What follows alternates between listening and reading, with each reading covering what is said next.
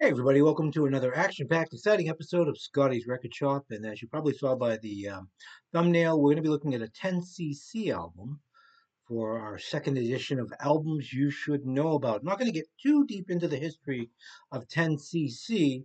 Uh, Four-member band initially from England, very well known in their songwriting ability and musicianship.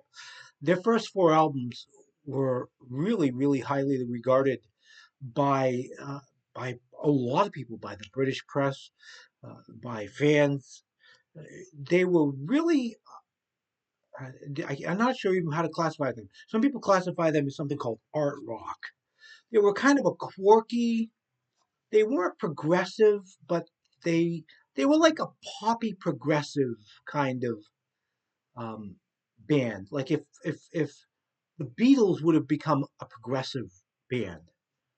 And that's probably not even the best description. But anyway, um, they did four albums, really good albums, and then two of the members decided to leave. And everybody wrote 10cc off. The British press referred to them as 5cc. Okay? They were half of what they used to be. And the remaining two members of the band weren't even sure if they could do it. I mean, they were wonderful, talented songwriters. They'd had success before 10cc, but was it going to happen? One thing that broke the band up was one of the songs. But by the way, we're talking about an album called Deceptive Bends. 1977, this came out. Uh, there's a song on here called "People in Love," a mellow, the beautiful love song, actually, kind of a little quirky, but beautiful love song. And there was a different arrangement and a different title for the song. And the four members just tried and they couldn't make it happen. Two of the members were like, "Yeah, we're all not saying this the way we should. We're going to cut out for a while." And Godley and Cream, um, Kevin Godley and Lowell Cream left. They put out some music, really interesting, more out there music, but they were really well known for their video production in the 80s. They did some amazing, memorable video production in the 80s. That left um, Eric Stewart and Graham Goble. And what they decided to do is we're going to try. We have a couple of songs. We have a song called Good Morning Judge, and we have a song called The Things We Do for Love. Let's see if we can do something together and see if we can make it. They were very impressed with how those songs came out. They did a gig in August of 1976 when this was kind of being put together, and they played "Good Morning Judge" to the British fans, and fans went berserk. It was just a really cool song. It was kind of an atypical 10cc song. So they thought we're just going to finish this album. They got some help from musicians, some studio musicians, and they put this album out in 1977 here in America. It was on Mercury Records. The name Deceptive Bends, I believe it, comes from a sign that I think Eric Stewart saw. I may have been wrong. Going back and forth from the studio, and it was a really a curve that was really a difficult curve, and the sign said Deceptive Bend. And he thought Deceptive Bends. That's kind of a neat thing. It might have been Graham Goble. I'm not sure. One of them brought it to the other person. And they thought this is a great idea for an album title. What the cover has to do with, you get the bends right when you're diving and you come up too fast. You get something called the bends where the oxygen level. I'm not quite sure how it works, but like the oxygen level in your blood goes down or something like that. So I'm thinking they were kind of playing off of that, an old-fashioned scuba diver outfit. Of course, the boys in that garb as well on the inner sleeve, not inner sleeve, but the inner of the facial. This album was released.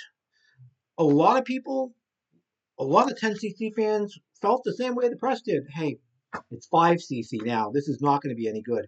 This album was not as adventurous as earlier 10cc albums. And in some ways that benefited it, I believe. It it it is a more straightforward pop album. It's still got that 10cc quirkiness to it. I keep using the word quirky because I just don't know any other word to use. Um, Creativeness, kind of weirdness to it. Still has that, but it has, as all 10cc albums had, excellent, excellent songwriting. This ended up becoming their biggest selling album, at least here in America. Uh, the first single, The Things We Do for Love, big top 10 hit here in America. Canada went all the way to number one. UK made it into the top 10. The a single called that single Good Morning Judge was released in the UK, just was a huge hit for them. Funny, funny song. People in Love was released here in America, and it didn't do as good. It's a great song, really, really nice song. Excellent musicianship on this album. Uh, how I came across this album was kind of typical, but kind of weird for me. My older brother would, about 1977, 1978, he was always turning me on to music, but he would just come in, throw an album on my bed, wake me up. Here, check this out. This was one of them. He threw on my bed. Now, he was not a 10cc fan. He didn't.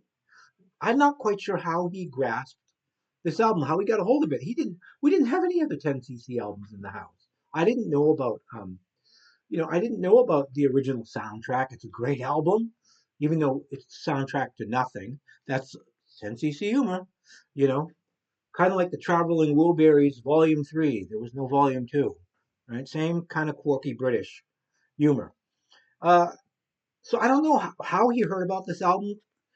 I know that he knew that I love the Beatles, and this was a very melodically rich, beautiful, well produced album. And I think that he thought this would be right up my alley. And he was absolutely right. I'm not sure if this is the copy he actually gave me or not, but this is a fabulous album. Uh, one of the other albums from the same time, he turned me on to Cheap Trick, and it wasn't live at Budokan. It was Heaven Tonight. Maybe at some point in time, Heaven Tonight will get an album you should know about kind of look, because that's an album you should know about. It's a great the whole first five Cheap Trick albums are just fantastic. But anyway, that's how I found out about this album. I highly recommend it if you like pop music and a little bit of maybe it's kind of like Britishy kind of. Whenever I think of like music that has kind of a Britishy, is that even a word? British sort of feel. I think of the Kinks, um, and it's not like that, but at the same time, it is, but it's not. I don't know how to explain it. But anyway, a fantastic album. Honestly, this is crazy. Of all the wonderful albums that are out there, this could be in my top 10 favorite albums of all time. Just part of it is because it's got that history. I mean, I was 11 years old when I discovered this, or my brother turned me on to this. Whenever I listened to this yesterday, for the first time in a while, and the first thing I thought of was my brother. My brother has been gone for 3 or 4 years now, and it just brought me right back to listening to this with him, and just thinking that this was just the shits. You know what I'm saying? It was just so great. But anyway, highly recommended. Hope you can find it. It's not too hard to find. It's on CD, and it's not too expensive on like Discogs, things like that. If you want to get vinyl, I think if you get the updated CD, it sounds pretty darn good too. So, but anyway, that, my friends, is an album you should know about. Okay, until next time, everybody. Peace and love.